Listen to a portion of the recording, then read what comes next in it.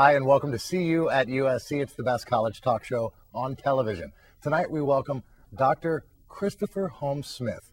He is a professor at USC's Annenberg School of Communication, and we're going to talk a little bit about the economic crisis, including why a lot of Americans didn't see it coming. It's all coming up next on See You at USC.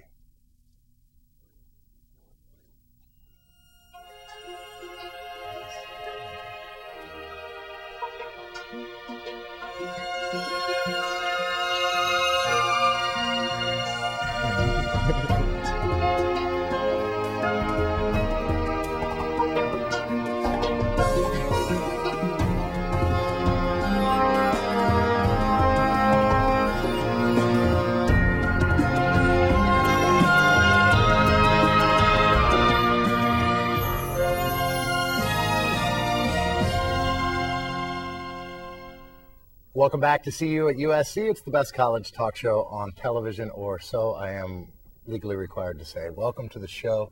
I really appreciate you coming, Professor Smith. It's a pleasure. Thanks for having me. Of course. How long have you been here at USC now? I've been here for 6 years now. 6 years? Yes. Working in the communications department at Annenberg? Yeah. I bet you've seen a lot of things change over there. I definitely have. I've seen new wings put on the building and all kinds of new technology added, and it's fabulous. Now, can you tell us a little bit about the classes that you teach? Because it's very interesting and very different than all of the courses at Annenberg.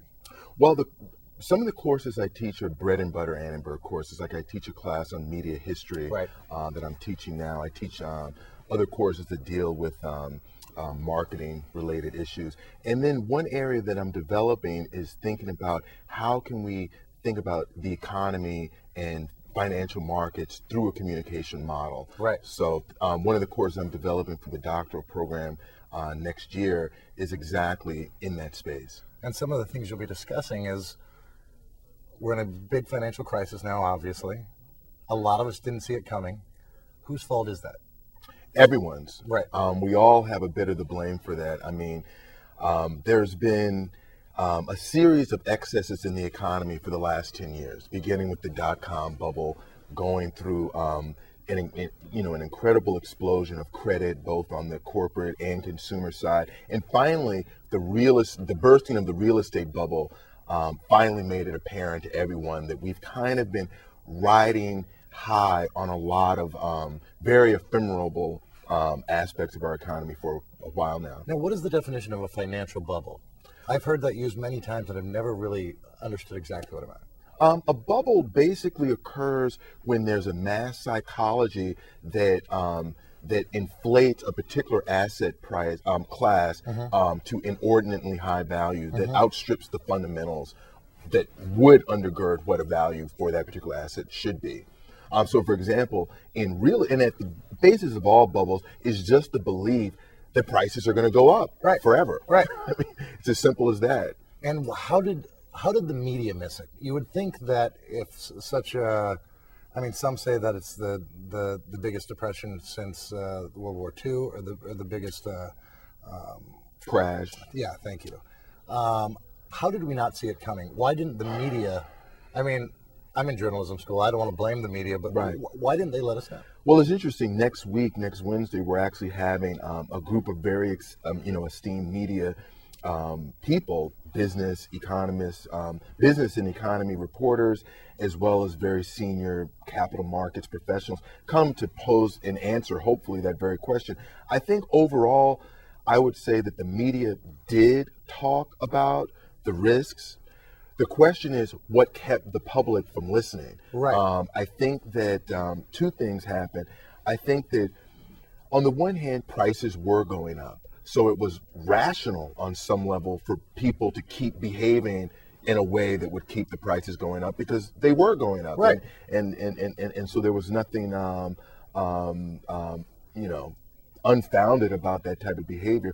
But on the other hand, I think you can't ignore the fact that the way in which most people consume business news is through television. Right. And it's through sound bites. It's not by reading the Financial Times, the Wall Street Journal, the LA Times, and sitting down and reading a long cover story or page 12 business section story that might be a little bit that might be above a lot of people's heads. Right. So I think in the newspapers, in particularly the business press, there were for the last several years a steady drumbeat of cautionary pronouncements right. that, look, this might not all be adding up.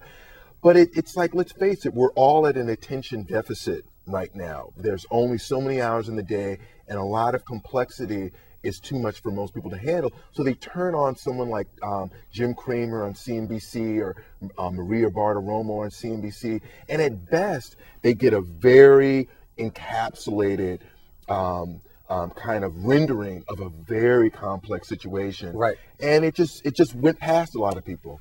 And so, I mean, really, it was. The media was there, and the media that was in charge of keeping tabs on things of this nature. There were articles out there in the financial section and in the Wall Street journals. I've got files filled with right. those reports. So people knew it was coming, but the majority of people who get their information through other sources, such as television and sound bites, like you said. Well, let's put it this way. The election. Right. Who in the world has not heard the name John McCain right. or Barack Obama at this juncture, a mere couple of weeks or several weeks before the election? But yet you hear all the time people say that there are people, voters, prospective voters, that are just now beginning to pay attention, or maybe just began to pay attention at the respective party conventions. There are people that are super busy or otherwise disinterested, and they don't start paying attention until they're forced. And so for the sake of the election is the fact that, look, November 4th is the drop dead date to make your choice one way or the other. And with the economy, it was just the drop dead moment that, hey, for days on end, the market was crashing. And so people were like, whoa, that's unusual. Let me start paying attention. And it finally got their attention. So it wasn't necessarily the media that failed us, but just kind of the nature of our society. That's why right now we're in a colossal, whether it's politics or our economy, this is a moment of reckoning for America and for our global capitalist system that somewhere along the line, our processes of kind of making sense of everything have to begin to shift. And that's going to be very, very hard. And how, I know you just got back from a conference kind of discussing a lot of the economic crisis, and in particularly how it's going to affect film, television, internet, things of that nature. Who's going to cut TrojanVision? Exactly. What's going to happen? I mean, we're all going to be looking for jobs here, sir. Yeah. And how's it going to affect people looking for jobs in the industry, or how's it going to affect the industry as a whole? Well, one thing's for certain is companies will fail, jobs will be lost. I mean, that's number one, quite simply. I mean, everyone I talk to, their company internally, the decision maker or shot caller, the CEO, what have you, CFO, are sending around email to the staff saying, hey, watch your budgets, watch your expenditures when you go on company trips. Or travel for the company, we're not going to be able to spend as liberal. I mean, we got an email like that in our department. I mean, costs will be cut. The worst case scenario for a lot of media companies, particularly in the new media space, Web 2.0, a lot of Web 2.0 companies trying to compete with the 800-pound gorillas like MySpace and Facebook are going to fail. The rest that aren't immediately going to fail are scrambling to get cash. So what does that mean? It means that the established leaders like a MySpace, like a Facebook, that are well capitalized, they're going to vanquish a lot of their competitors. And there's going to be a flight to quality, and the big will get bigger. And I mean, I know so many, I mean, right now we're losing so many newspapers, or at least newspaper staff. They're downsizing, departments are being completely gotten rid of. And I think a lot of people are looking to online as the wave of the future for especially journalism, I guess, in relation to media. But in actuality, a lot of these journalists are going to have to go to places that are secure. They're not going to go to these new, because it's just not a time for business development. Well, I mean, that you raised a really interesting theme that came out of the conference. The conference was called Media and Money. This was the second year. Was it here in Los Angeles? No, it was in New York.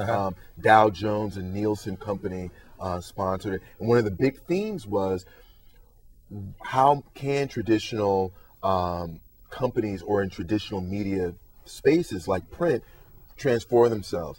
The big thing I took away from it that people said over and over again, certain print media brands will survive, but Again, within the strong ones, like you were saying about MySpace. Wall Street Journal, Right. It's a brand that won't go anywhere. Right. That'll live on online. The New York Times, not going to go anywhere. That's going to have a place online. However many people will work for it, how they'll monetize online, still anyone's guess. But 5, 10, 15 years from now, there will be a brand somewhere called the New York Times. There will be a brand called the Wall Street Journal. So the other part of the story, though, will be, yes, 5, 10 years from now, it could really be conceivable that there won't be as many newspapers in print as there are now. I mean, that's utterly conceivable. I mean, after all, 10 years ago, there wasn't a company called Google. Right.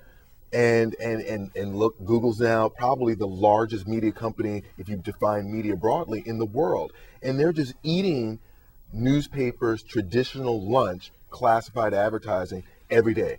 They're just taking a newspaper's lunch and eating it. I mean, because people want to they'd rather advertise on Google than in newspapers. So 5 years from now, we might see a lot of print media go the way of the dinosaur. And that's just all there's to it. How's the economic crisis?